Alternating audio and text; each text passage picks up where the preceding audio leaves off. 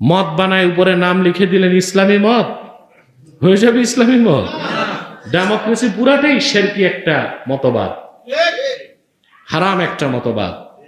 বিশেষ প্রয়োজনে আমরা হারাম জেনে কেউ যদি করে, উম্মাহের কল্যাণে খেলাফত কায়েমের আগ পর্যন্ত আমরা ওটাকে ক্ষুধার সময় জীবন বাঁচাতে মৃত প্রাণীর গোশত খাওয়ার মতো মনে করি, কিন্তু সেটাকে আদর্শ গ্রহণ করা যাবে না।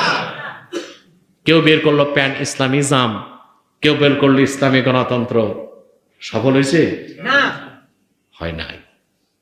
কিন্তু যে গোষ্ঠীটি পরিবর্তনের ক্ষেত্রে মানহাজ সালাফি পূর্ববর্তীদের নীতি গ্রহণ করছে, অর্থাৎ ইনসাফের তরবারিকে হাতে নিয়ে জিহাদের ময়দানে নেমেছে, তারাই তো বিজাতিদেরকে পরাজিত করে বিজয় মালা গলায় পরিধান করতে পারছে।